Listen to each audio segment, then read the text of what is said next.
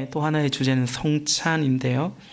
1세기 교회의 성찬은 별도의 떡과 잔이 아니라 그들이 늘 먹던 빵과 포도주 그 음식으로 성찬을 했습니다. 우리는 오늘 성찬을 할 때 여기 별도의 떡과 잔을 준비했습니다마는 1세기 교회는 성찬이 마치 예수님이 제자들과 유월절 만찬을 했을 때 그때 처음으로 예수님이 성찬을 제정하셨지 않습니까?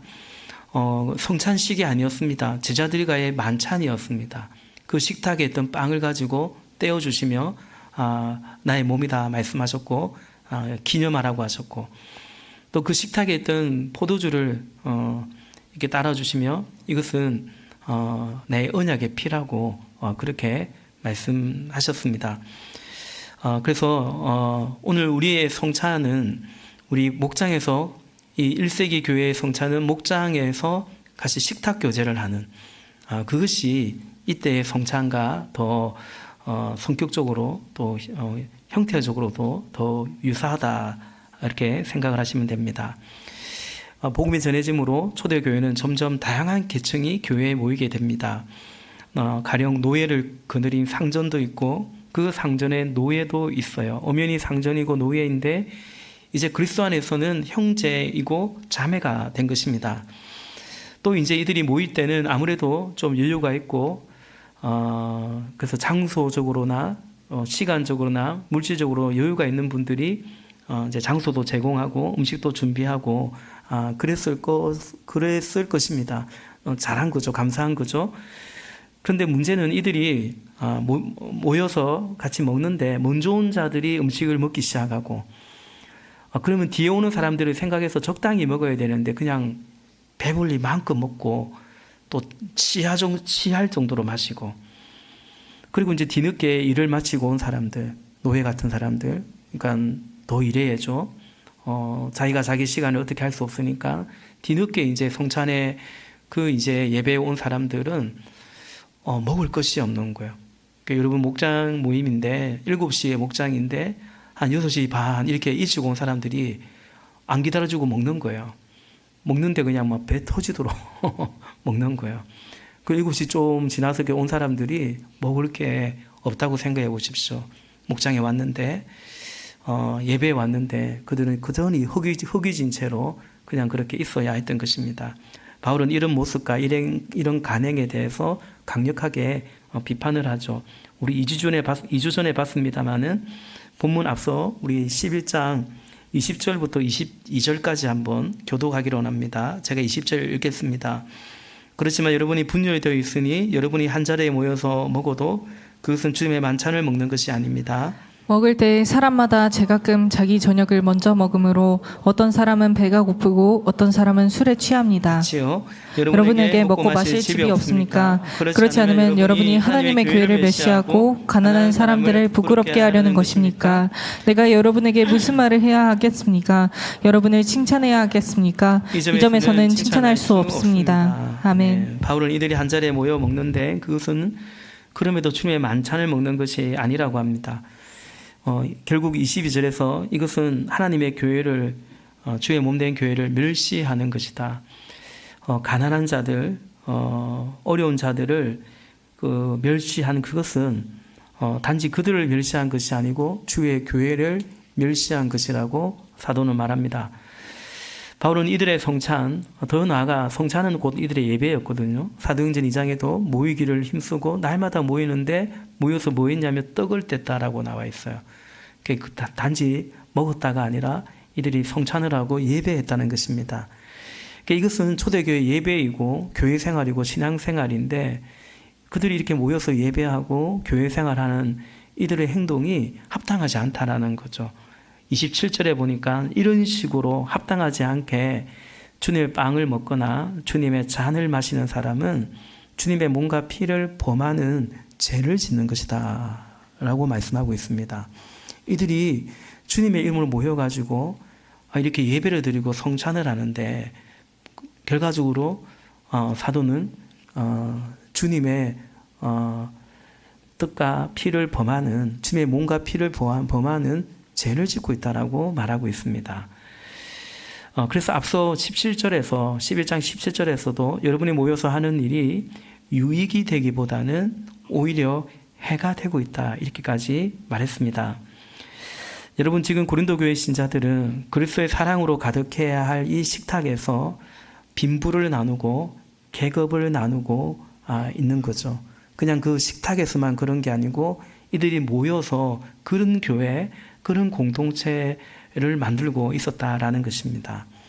여러분, 사람이 모였는데 같은 사람이 아니에요. 계급을 나누고 빈부를 나누고 차별과 이런 것들을 하는 거예요. 이건 뭡니까? 이건 세상이죠. 세상은 그런 거죠. 세상은 끊임없이 이 적자생존이죠. 비교와 경쟁과 그냥 경쟁 정도에서 우위를 점하는 것에 만족하지 않고 아예 계급을 나누고 차별을 하고, 이것이 제로 타락한 인류의 역사이기도 했죠. 그건 세상입니다. 복음과 예수님과 상관없는 세상이 그런 것입니다. 그러다 보니 그 안에는 계급도 있고 노예도 있고 주인도 있고, 하나님은 그 세상에 진노하시고 하나님은 그 세상을 사실은 심판하시는데, 근데 하나님께서 요한복음 3장 16절의 말씀처럼 세상을 사랑하셔서 독생자 예수 그리스도를 보내주셔서 세상과 함께 멸망당해야 될 그 사람들인데, 사실은 그러나 그를 믿는 자는, 예수님 믿는 자는 멸망당하지 않고 영생을 얻도록 하셨다라는 거죠. 지금 고린도 교회는 예수님을 믿어서 이제 그 세상과 함께 멸망당하지 않고 영생을 얻게 되었는데, 근데 이들이 교회 안에서 송찬하고 예배하면서 이 교회를 세상처럼 만들어 놓고 있었다라고 바울이 말하고 있죠. 그래서 바울은 지금 이들에 대해서 엄중하게 경고합니다. 31절에 보니까 우리가 스스로 살피면 심판을 받지 않을 것입니다. 32절, 그런데 주님께서 우리를 심판하시고 징계하시려는 것은 우리가 세상과 함께 정죄를 받지 않게 하시려는 것입니다. 아멘. 바울이 심판, 정죄 이런 얘기를 이 사람들에게 해요. 그래서 세상과 함께 정죄를, 세상과 함께 심판을 받지 않게 하시려고 이미 이 공동체를 하나님께서는 징계하고 있다는 사실을 말하고 있죠. 29절에 보니까 몸을 분별함이 없이 먹고 마시는 사람은 하나님 앞에 합당하지 않게 이 성찬을, 이 예배를, 이 교회 생활을, 교회를 만들어 있는 그 사람들에 대해서 자기에게 내릴 심판을 먹고 마시는 것이다. 그 모든 것이 심판으로 돌아올 것이다 라고 말하고, 이미 그 하나님께서 심판하시고 징계하시는데 30절에 이 때문에 여러분 가운데는 몸이 약한 사람과 병든 사람이 많고 죽은 사람도 적지 않습니다. 무슨 말일까요? 이 성찬을 하나님의 법대로 하지 않았을 때, 이 예배 공동체를 하나님이 그 거룩한 공동체로 지키지 않았을 때 하나님이 이미 징계하고 있다는 거죠. 그래서 병에 걸리고, 너희 가운데 그래서 병든 자가 있고 그렇게 해서 이미 죽은 자도 있다. 하나님의 징계라는 거죠. 고린도전서 후서에 보면은 그 육체는 멸하고 영혼은 건진다고 한 것처럼, 어쩌든지 하나님께서 이들을 하나님께서 거룩한 교회, 거룩한 성찬, 거룩한 예배로 지키고자 하는 하나님의 강력한 의지가 있는 거예요. 그리고 이미 하나님께서 그렇게 징계하고, 하나님의 마음은, 사도의 마음은 하나님이 세상을 심판하시릴까 말이에요. 세상은 하실 것인데 그 세상과 함께 심판당하지 말라는 거예요. 왜 예수 믿고 교회까지 이뤘는데 세상이 심판당할 때 같이 심판당하는 그것에 대해서 바울이 엄중하게 경고하고 있습니다. 신자인데 세상 사람처럼, 교회인데 세상과 같으니까 그 세상이 정죄받고 심판받을 것인데 이들이 그 세상과 함께 정죄받고 심판받지 않기를 원한다라는 거죠. 성찬을 향하고 있지만 원래 성찬의 그 의미는 너무나 퇴색된 것입니다. 이미 이들의 성찬은 주님 보시기에 성찬이 아닙니다. 이들의 예배는 하나님이 받으시기에 너무나 어려운 예배가 되어버렸습니다. 왜냐하면 사랑의 하나님을 예배하면서 마음에는 미움이 가득하고요. 나의 죄를 용서하신 그 주님을 찬양하면서, 그러나 이들은 형제에 대한 어떤 정죄와 비난과 심판이 이들에게 가득하기 때문에, 그러면서도 그들과 함께 성찬을 하고 예배를 하고 있기 때문이었습니다. 바울은 그래서 이들에게 다시금 이 성찬의 의미가, 원래 예수님께서 제정하신 이 성찬이 무엇인지에 대해서 가르치죠. 그것이 23절부터 이어지는데, 28절에서 핵심적인 말을, 이들에게 하고픈 핵심적인 말을 해요. 28절 같이 읽겠습니다. 시작. 그러니 각 사람은 자기를 살펴야 합니다. 그 빵을 먹고 그 잔을 마셔야 합니다. 아멘. 그러니 각 사람은 자기를 살펴야 한다. 그 빵을 먹고 그 잔을 마시기 전에 자기를 살펴야 된다. 우리는 오늘 예배가 성찬이지만 오늘 특별히 우리가 성찬 예식을 할 때 주님의 빵, 주님의 잔을 마시기 전에 오늘 우리도 우리를 살펴야 된다. 사실은 예배가 그렇습니다. 매주 예배, 우리가 세상 가운데 살다가 오잖아요. 그죠? 그러면 우리가 거룩한 주님의 신부로 교회로 살아야 되는데 세상에서 세상에 오염될 수 있어요.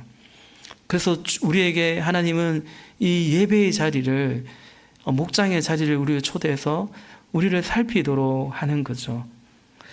오늘 말씀의 제목도 성찬과 예배를 통해서 살펴야 할 것인데, 나 자신을 살피는 것, 지금의 내 모습을 살피는 것, 이것이 성찬이고 예배다라는 것이죠. 바울은 각 사람은 자기를 살피고 그 다음에 이 빵을 먹고 그 잔을 마셔야 한다고 말하고 있습니다. 이 자기를 살핀다는 것은 하나님과 나와의 관계만을 꼭 말하는 것이 아니고, 사실 오늘 본문에서는 서로와의 관계에 대해서 말하고 있는 거거든요. 함께 우리가 이 주의 뜻과 잔에 참여하는데 이 예배하는 형제 자매와의 관계, 우리 성도된 지체된 목장 식구된 같이 이 예배를 드리는 우리의 관계에 대해서 말하고 있어요. 더 나아가 우리의 가정에, 우리의 가족의 관계라든지 내 이웃과의 관계에 대해서 자기를 살필 것을 말하고 있습니다. 근데 예수님께서도 오늘 사도가 말하듯이 똑같이 말씀을 하셨죠. 마태복음 5장 23절과 24절에 보면, 그러므로 네가 제단에 제물을 드리려고 하다가 네 형제나 자매가 네게 어떤 원한을 품고 있다는 생각이 나거든 24절, 너는 그 제물을 제단 앞에 놓아두고 먼저 가서 내 형제나 자매와 화해하여라. 그런 다음에 돌아와서 제물을 드려라. 아멘. 그러니까 먼저 자기를 살피라. 주의 뭔가 빵을 먹고 잔을 마시기 전에 먼저 자기를 살펴라. 예수님께서도 제물을 제단 앞에 예배하기 전에 먼저 형제와의 관계, 이웃과의 관계를 살펴서 그 형제나 자매와 화해하여라. 그런 다음에 하나님 앞에 제물을 드려라, 예배를 드려라 말하고 있는 거죠. 먼저 예배가 아니라, 먼저 수직적으로 하나님과의 관계만이 아니라 먼저 내 이웃과의 관계, 내 옆에 있는 형제 자매와의 관계, 그 형제와 화해하라라는 거죠. 만약 그러지 않고 예배할지라도 그 예배를 받지 않을 것이다라고 사실은 말씀하시는 거죠. 여러분, 왜 하나님은 그런 예배를 받지 않으시냐면 예배에 대해서 말씀하셨잖아요. 근데 그 예배에 대한 말씀에 순종하지 않고 드리는 예배, 그런 제사는 하나님이 받지 않는 거죠. 여러분, 언젠가 말씀드렸죠. 구약의 제사는 상당 부분이 번제입니다. 우리 죄와 관련된 제사입니다. 그래서 그 제사를 드리면 하나님께서 그 제물을 받으시고 제사를 받으시고 그 죄를 용서하시겠다는 하나님의 약속입니다. 그런데 죄가 뭡니까? 하나님의 말씀을 어긴 게 죄 아닙니까? 그런데 그 제사를 드리면서도 말씀을 어기는 거예요. 그러면 그 제사를 하나님이, 그 제물을 하나님이 받으실 수 있냐라는 거죠. 그 예배를 하나님이 기뻐 받으시겠냐라는 것입니다. 그냥 그럼에도 불구하고 자기를 살피지 않고 하나님의 말씀을 따르지 않고 그냥 나 성찬 참여하고 그냥 나 예배하고 나 할 것 했다. 그러니까 주님은 내 예배를 받으셔야 된다. 이것은 오늘 27절에서 그것은 주님의 몸과 피를 범하는 죄라고 말씀하고 있는 것이죠. 엄밀히 말하면 지금 이들의 문제는 하나님과의 관계라기보다는 형제 자매들과의 관계 안에서 일어나고 있는 것입니다. 그래서 죄를 짓는다면 이들이 그 형제, 가난한 자들, 일찍 오지 못하는 그들을 멸시하고 그들을 부끄럽게 하고 그들을 무시하고 그들에게 죄를 짓는 것인데, 근데 성경은 꼭 그렇게 말하고 있지 않죠. 주님의 몸과 피를 범하는 하나님 향한 죄라고 분명히 말씀하고 있습니다. 우리가 이 사실을 유념해야 됩니다. 우리가 누군가를 미워하고 누군가를 비난하고 뒤에서 막 hun담을 하고 그것에 대해서 별로 죄의식이 없는 것처럼, 그래서 의외로 교회에 모여서 그런 죄를 잘 짓습니다. 신자들끼리 그런 죄를 잘 짓는다고요. 별로 죄의식이 없어요. 죄 지으면서 예배하고 성찬하고 그런 모임이나 그런 교회가 되고 있는 것입니다. 그래서 세상에서 죄 짓는 게 아니고 교회에 와서 죄 짓고 있는 그런 모습. 오늘 바울이 고린도 교회가 지금 그러고 있다는 거죠. 당신들이 모이는데 모이는 것이 아무 유익이 되지 않고 해가 되고 있다고 말하는 이유가 그런 것입니다. 바울은 이것을 두고 이들이 아직 연약하니까, 이들이 성숙하지 못하니까 단순히 그렇게 말하고 있지 않아요. 당신들 그러다가 세상이 정죄받고 세상이 심판받을 때 함께 심판받을 거라고 말하고 있어요. 근데 이것은 다만 이들이 누군가를 미워하고 형제를 멸시하고 꼭 그것 때문만은 아니에요. 우리가 그런 잘못 때문에 세상이 심판받을 때 같이 심판받는다면 우리의 구원이 얼마나 흔들리겠습니까? 여러분, 세상은 왜 심판받나요? 요한복음 3장에서 하나님께서 세상을 심판하는 것은 그들이 예수님을 믿지 않았기 때문이라고 말하고 있어요. 마찬가지로 오늘 이들이 세상과 함께 심판받는다면, 예수님을 믿지 않는 그들과 함께 이들이 세상과 함께 심판받는다면, 왜 그러면 이들이 세상과 함께 심판을 받는다면 이들도 이들의 믿음 때문에 심판을 받는 거죠. 그러니까 그렇게 형제를 대하고, 엄연히 주 안에 있는 형제 자매인데 그렇게 배려하지 않고 무시하고 멸시하고 차별하고, 과연 그것이 예수님을 믿는다고 볼 수 있냐라는 거죠. 그러니까 당신들이 이런 윤리적인 행위적인 죄를 지어서가 아니라 당신들이 과연 믿고 있느냐, 바울은 그 얘기를 하고 있는 거죠. 예수님 믿지 않는 세상처럼, 그렇게 이들이 세상 사람들처럼 그런 교회를 만들어가고 있다면 예수님 믿지 않는 세상과 함께 심판을 받는 것이 합당하지 않겠냐, 당신들이 믿음이 있냐, 그걸 말하고 있는 거죠. 사실 고린도 전서에서 계속해서 바울은 그 논리를 말하고 있습니다. 이들의 믿음에 관해서 계속해서 도전하고 있는 거죠. 우리가 예수님 믿는다는 증거가 뭔가? 어쨌든 예수님 믿으면 세상과 구별되죠. 세상의 영광, 세상이 좋다 말하는 거 이제는 그렇게 좋아 보이지 않는 거죠. 세상이 가치 있다는 거 계속 그렇게 다만 똑같이 가치 있는 거 아니고요. 그래서 그 세상의 통치를 이제는 예수님 믿은 이유는 따르지 않는 거죠. 그런데 이들은 지금 공동체 안에서 사람을 나누는, 야, 사람이 똑같은 사람인 줄 알아? 어림없이 우리는 그런 세상을 살고 있잖아요. 비교하고 경쟁하고, 경쟁에서 우위를 범하는 이 정도가 아니라 아예 그냥 계급을 나눠버리고 차별을 해버리고 아예 그냥 다른 사람인 것처럼 만들어버리는, 그 속에서 교만하기도 하고 그 속에서 끊임없이 또 열등감에 시달리기도 하고, 그 세상의 구조 속에 지금 고린도 교회가 있는 것 같습니다. 천국과 닮아야 할 교회가 세상과 닮아 있는 거죠. 그래서 바울은 이들이 세상 같고 세상이 정죄받고 심판받을 때 같이 심판받지 않을까 경고하고 있는 것입니다. 그러므로 여러분, 결론적으로 우리가 예배와 성찬에서 우리가 살필 것은 뭐냐면 우리 각자를 살펴야 되는 거죠. 또 우리가 또 살피고 우리가 바라봐야 될 것은 뭐냐면 예수님을 바라봐야 된다. 그것이 성찬이고 그것이 예배죠. 우리가 한 주 동안 살다가 이렇게 예배하러 왔어요.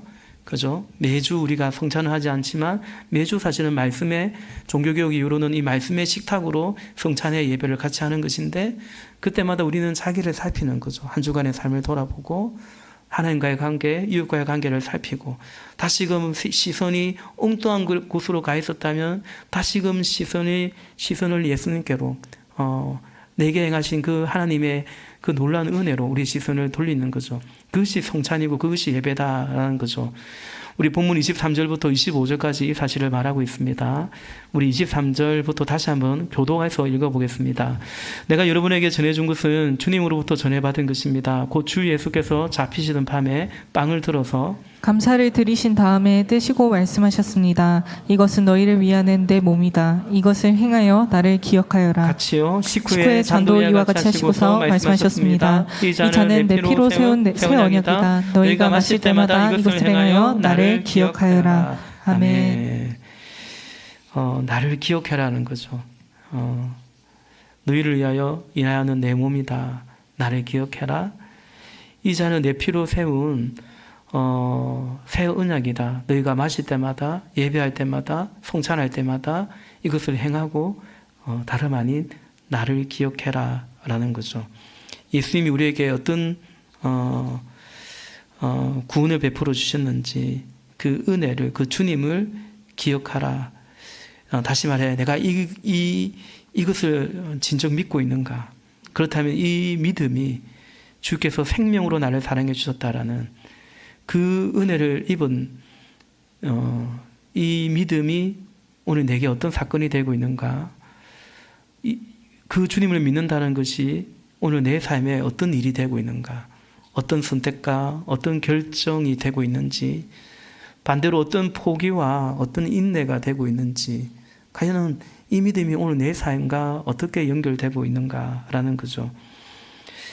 그리고 그 믿음이 오늘 나에게 이것이 성찬이고 이것이 예배다라는 거죠. 26조에도 마찬가지입니다. 26조도 같이 읽겠습니다. 그러므로 여러분이 이 빵을 먹고 이 잔을 마실 때마다 주님의 죽으심을 그가 오실 때까지 선포하는 것입니다. 아멘. 이 빵을 먹고 이 잔을 마실 때마다, 성찬을 하고 예배를 할 때마다 우리는 주님의 죽으심을 그가 오실 때까지 선포한다. 예수님이 몸을 주시고 예수님이 잔을 피를 주신 것은 과거적인 것을 말하는 거죠. 과거에 주님이 그렇게 하셨고 내 삶에 과거에 그런 은혜가 이미 있었던 거죠. 근데 성찬을 언제 하냐면 현재 하는 거거든요. 지금 내가 그 과거의 그 사건이 오늘 나에게, 그 믿음이 오늘 나에게 어떤 사건이 되고 있는가. 또 한편으로는 26조는 미래적인 걸 얘기하는 거죠. 주님이 다시 오실 때까지. 이제 그리스도인들은 어떤 소망 속에 살아가냐면, 그래서 우리는 어떤 역사관, 세계관을 가지고 있냐면, 우리는 이 땅에서 죽을 때까지 사는 게 아니에요. 내 사는 날 동안이 아니고 주님 다시 오실 때까지라는 이런 미래적 소망, 이런 역사관을 가지고 사는 거죠. 그래서 여러분, 우리는 어떤 삶을 사냐면 주님 오실 때까지라는 이 개념으로 살아가는 거죠. 영생이, 하나님의 아들이신 예수님에게 영생이 있는데 그 예수님을 믿을 때 예수님 안에 있는 그 영원한 생명이 우리에게 주어졌어요. 요한일서 5장에 말씀하고 있는 것처럼. 그럼 예수님을 믿을 때 그 영원한 생명이 우리에게 주어졌어요. 이것은 죽고 나서부터 시작되는 것이 아니고 이미 예수님 믿는 그 순간부터 우리의 생명은 이제 그냥 죽을 때까지의 생명이 아니고 영원한 생명을 얻은 거예요. 그래서 우리는 영원한 생명, 이 영생의 믿음 안에서 주님 다시 오실 것이다. 그러면 우리의 구원이 완전히 완성될 것이다.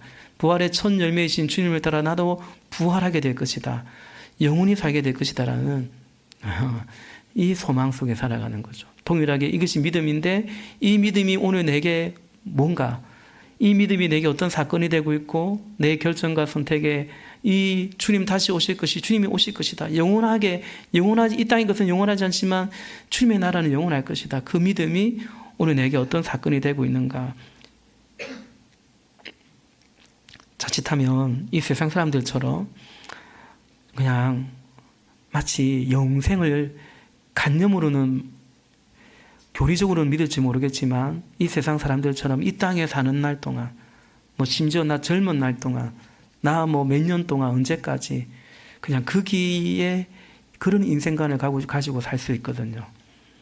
그래서 거기에서 일희일비하면서 살 수 있는데 그게 아니라 주님 오실 때까지 그 소망의 믿음이 오늘 나에게, 지금 나에게, 오늘 예배하는 저와 여러분, 지금 나에게 어떤 사건이고 어떻게 연결되고 있는가, 그것을 살피는 거예요. 그게 성찬이고 그게 예배라는 것입니다. 말씀을 맺겠습니다. 사실 우리가 고린도 교회는 참 좀 독특한 상황이에요. 무슨 성찬을 하는데 우리 목장에서 안 그러지 않잖아요. 목장에서 일찍 와서 확 담아버리고 뒤에 누가 오는 줄 아는데 안 남겨버리고 그러지 않잖아요. 그죠? 그러나요? 그러지 않잖아요. 그게 사실 좀 뭐야 뭐 이런 교회가 다 있어? 이런 교회가 다 있어요 세상에? 그렇긴 해요. 그래서 바울이 또 가르치고 예수님이 전해준 말씀을 또 가르치고 하는 거예요. 왜냐하면 이들을 구원하고자 여전히 세상과 멸할 때 같이 멸하지 말라고. 이건 하나님의 의지죠. 예, 그래서 예수님이 포기하지 않으니까 바울이 포기하지 않는 거예요. 그러면서 이제 오늘 바울이 이 본문에서 결론적인 말이 뭐냐면 2 가지 결론적인 말인데 첫 번째는 28절이고 두 번째는 33절입니다. 33절 같이 읽겠습니다. 시작. 그러므로 나의 형제자매 여러분, 여러분이 먹으려고 모일 때에는 서로 기다리십시오. 아멘. 이 교회의 문제가 뭡니까? 이게 안 됐다는 거예요. 서로 기다리라고, 서로 존중하라고, 서로 품어주고 서로 기다려주라는 거죠. 그러면서 무엇으로 설득을 했냐면 예수님으로 설득을 한 거죠. 예수님이 우리가 지금 주의 뜻과 잔을 마시는데 이게 뭐냐고, 이게 예수님이 생명으로 우리를 사랑한 거 아니냐고. 그걸 우리가 기념하고 먹으면서 내 옆에 있는 저 나가 세상 사람도 우리가 섬기고 해야 될 건데 내 옆에 있는 이 지체도 공동체에 들어온 이 사람도 그냥 내 마음에 드는 사람 정도만 받아주려고 그러고 조금 내 마음에 안 들면 안 만나려고 그러고 아니면 딴 데 가려고 그러고 그러지 말라는 거죠. 형제자매 여러분, 여러분이 먹으려고 모일 때에는 그게 교회예요. 서로 기다리십시오. 여기서 그걸 잘 배우고 연습해서 나가서도 그렇게 이웃을 섬기고 영혼 구원하는 그런 교회가 되어야 되지 않겠냐 말하는 것입니다.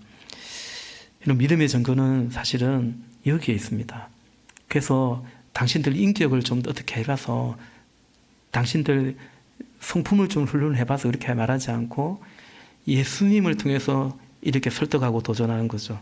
예수님 믿는다면 우리는 세상과 달라야 되지 않냐는 거죠. 믿음의 증거가 뭐냐면 형제를 사랑하는 거예요. 기다려주는 거예요. 요한 1서 3장 14절에 보니까 우리가 이미 죽음에서 생명으로 옮겨갔다는 것을 우리는 압니다. 이것을 아는 것은 우리가 형제자매를 사랑하기 때문입니다. 사랑하지 않는 사람은 죽음에 머물러 있습니다. 아멘. 내가 예수님 믿으니까 나는 이제 사망에서 생명으로 옮겨갔구나. 이 복음이에요. 믿으시기 바랍니다.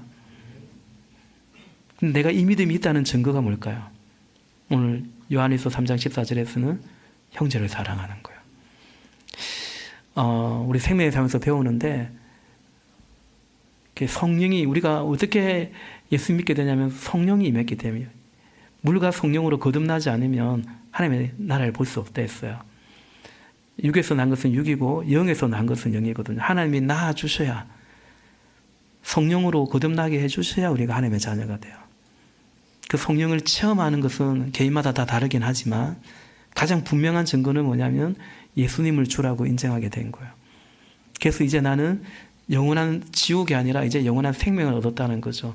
이 믿음이 있는데 이 믿음이 있을 때 어떤 변화가 나타나냐면 우리 안에 계신 성령님이 일하기 시작하는 거예요.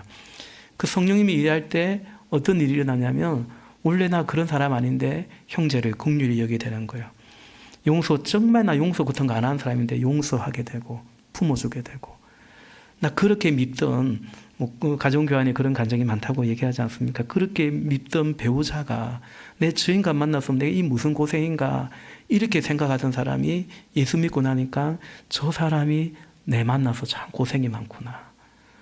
저 사람이 나를 이렇게 사실은 나를 데리고 살아주고 있구나. 그 남편이 그 남편이고 그 아내가 그 아내인데 성령이 임하니까 이제 달라지는 거죠. 그래서 우리가 죽음에서 생명으로 옮겨갔다는 것은 아는데 이것을 아는 것은 우리가 형제자매를 사랑하기 때문이다 라는 거예요.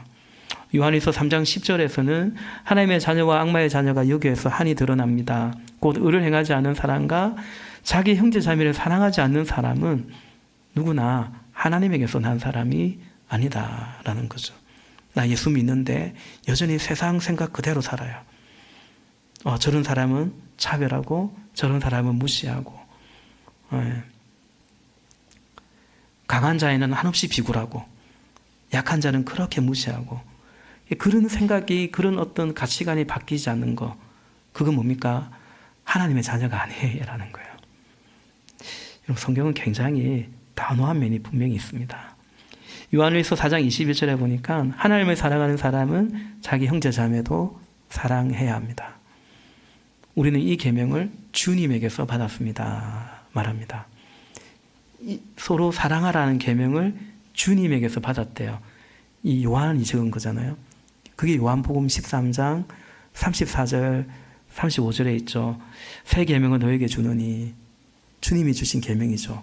그게 뭐예요? 서로 사랑하라. 예수님께서 내가 너희를 사랑한 같이 너희도 서로 사랑하라. 너희가 서로 사랑하면 이로써 모든 사람이 너희가 내 제자인 줄 알리라. 아멘. 여러분 예수 믿고 주님 사랑하기에 주의 계명을 지켜서 그래서 서로 사랑하는 제자가 되고 또 제자를 삼아가는 그런 교회가 되고 우리의 믿음이고 우리 삶이 되어야 하는 것입니다. 여러분 우리는 가정교회를 목장 공동체를 해가고 있습니다.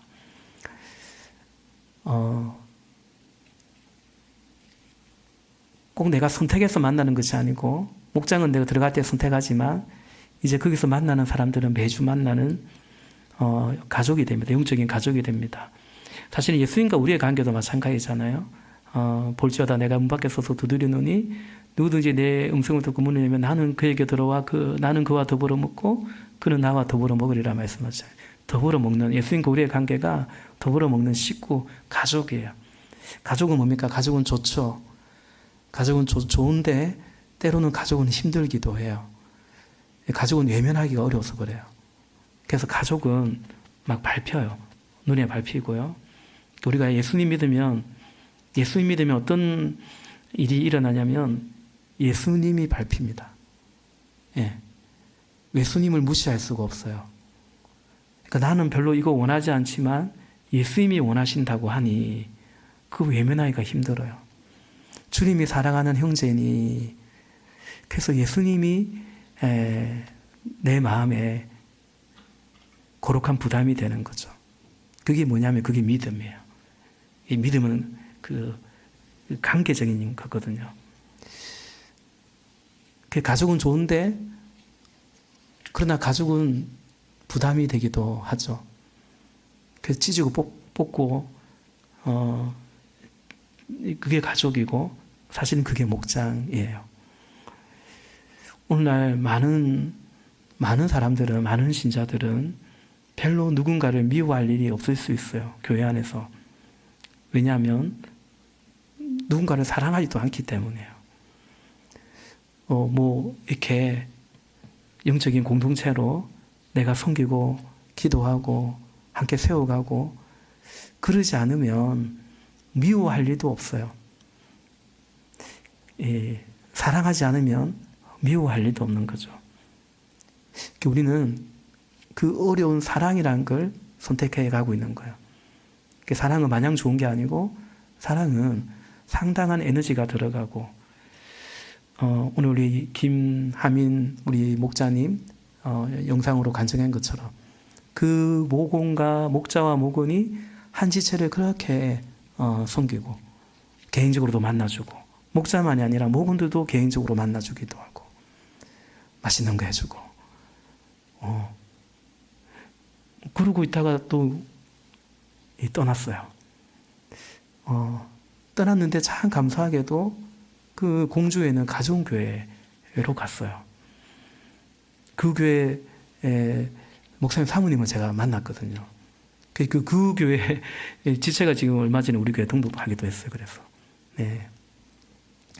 감사하죠. 예. 그러니까 여러분 그 모든 것은 예수님 때문입니다. 그래서 여러분 우리가 성찬에서 예배에서 이것을 살피기를 원해요. 우리 믿음 돌아보고 예수님 믿는 이 믿음이 오늘 내게 어떤 사건이 되고 있는가 돌아보고 그리고 주님 오실 때까지라는 그 주님 오실 때까지 주님의 십자가를 나도 지고 가리라. 그런 다짐들이 우리 예배 안에 성찬 안에 오늘도 우리 이 예배 안에 성찬 안에 그 은혜가 있기를 간절히 기도합니다.